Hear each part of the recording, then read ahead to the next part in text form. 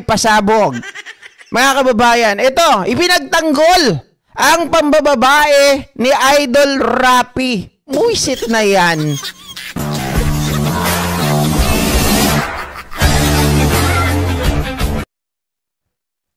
Walang iya din talaga itong si Montulpo, mga kababayan. Ano?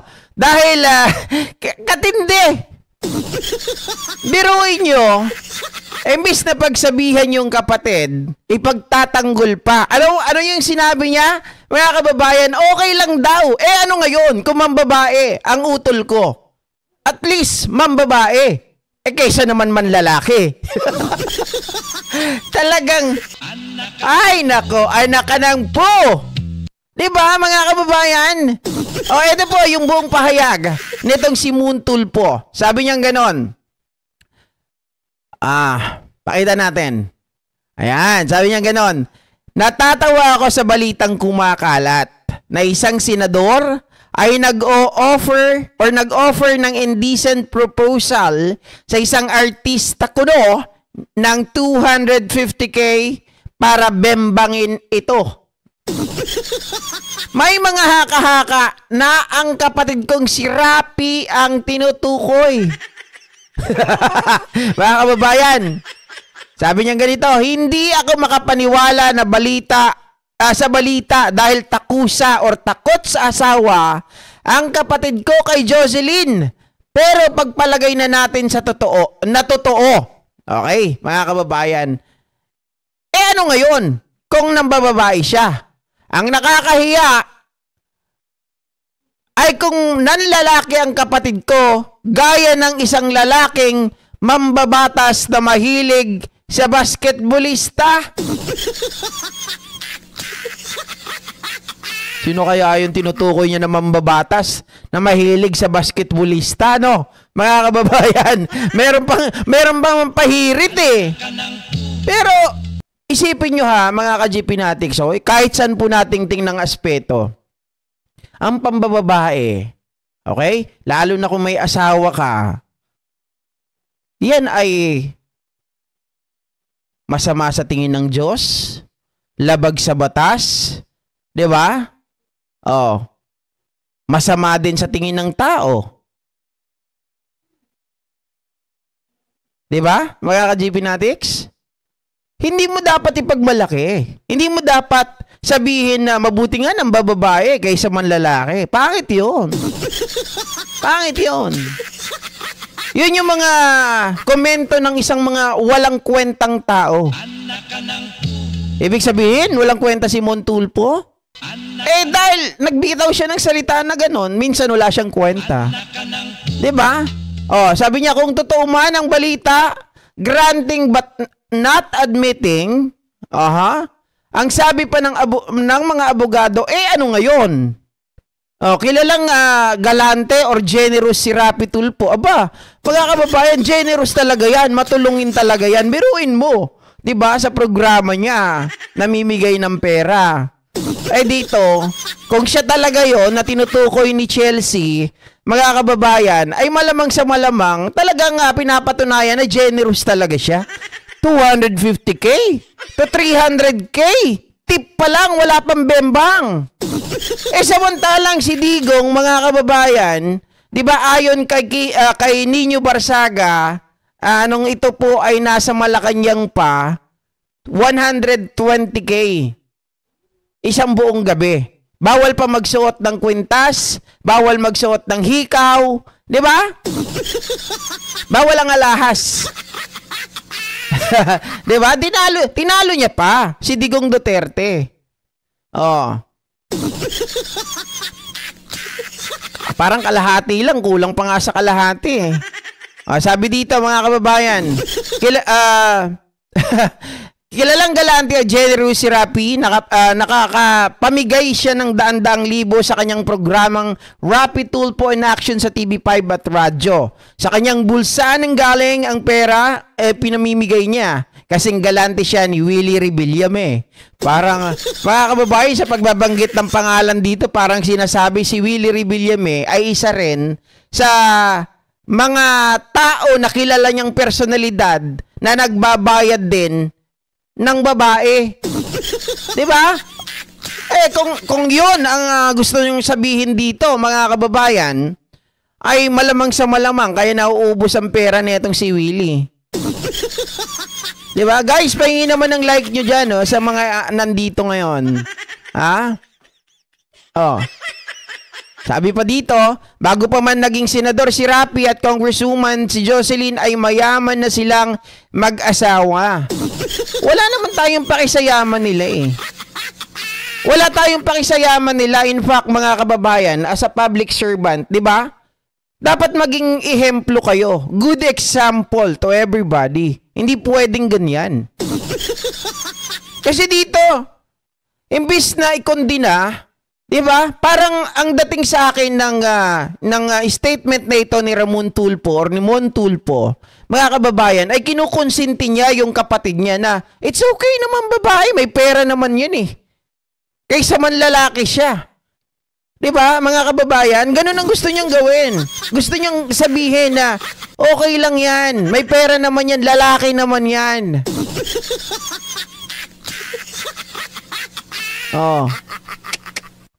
Diba? In fact, ang kanilang combined statement of assets, liabilities, and net worth ay 1 billion. Sabi ko nga wala naman na. Regardless kung napakalaki ng inyong salin combined. Diba, mga kababayan, as a public figure, kailangan makitaan kayo ng pines na pag-uugali. Hindi yung ganito. Eto pa, ang matinding payo ni Kuya Mon sa kanyang kapatid. Sabi niya ganun, don't you appreciate their honesty? Wow, mga kababayan, parang talagang todo build up pa sa kanyang kapatid ha? Kung ako pa ang napabalita na nag-offer ng indecent proposal, kapanipaniwala pa sa edad kong ito ay tumitigas pa rin at humahanap si Manoy ng masasabong. Hehe. Pero kung ako yung may pera gaya ni Rapi at Miss Philippines material, ang pipiliin ko gaya ng mga litrato sa ibaba. Ganito daw yung gusto ni Mon Tulfo, mga kababayan. Naku, mahirap. Iyon ang magandang tanong. Kung kay Mon Tulfo ay okay lang sa kanya, paano naman yung pamilya? Diba? Paano naman si Jocelyn? Paano yung mga anak? Diba, mga kababayan? Sabi ni Eddie Calalo, ako, nang hiram lang, hindi ako nakikipagrelasyon. Pagkatapos, uwian na para kumain sa restaurant para walang ligpitin. Walang iya ka? Lahat naman ng senador babaero maliban kay Jingay at Cayetano. Bakit? Kasi sila ay Jingay! Diba, gay? Kasi si Enrile dati lagi nasa amin sa Legend Restaurant kasama yung babae niya.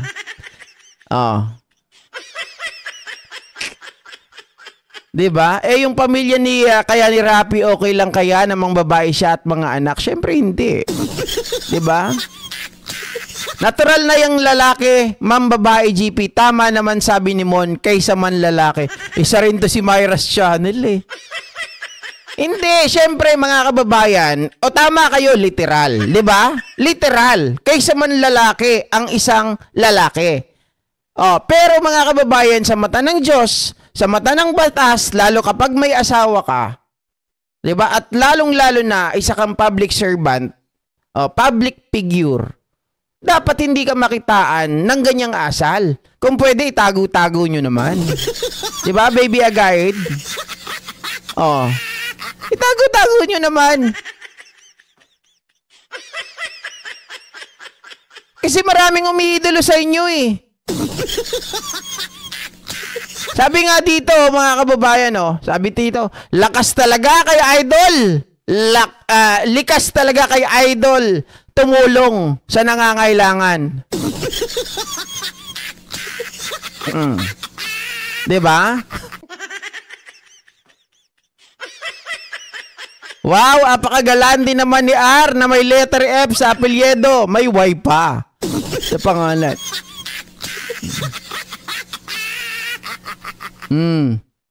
Diba?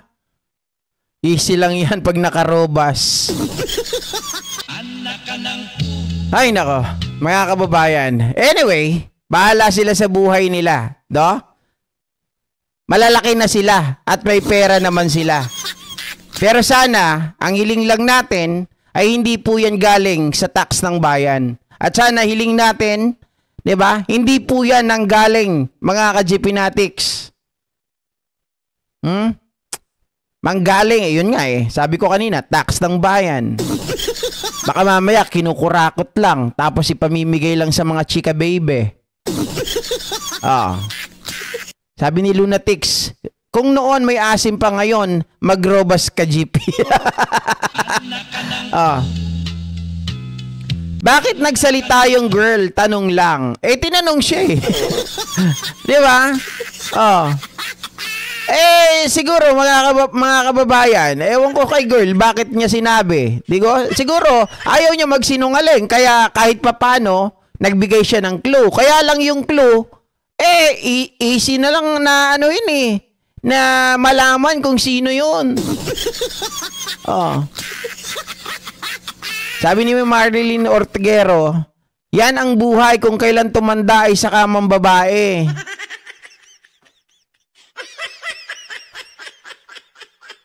Kagaw ng lipunan ang imoralidad. Tama ka, Mama Alin Arsenas. Di ba?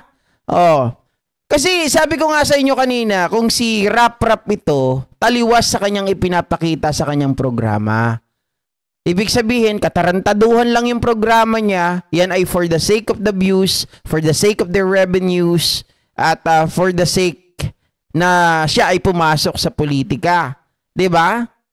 Kasi, isipin nyo, namimigay ka doon ng pera, pinag-aayos mo yung pamilya, nag-aaway, pinag-aayos mo yung mga nangangaliwa, 'di ba?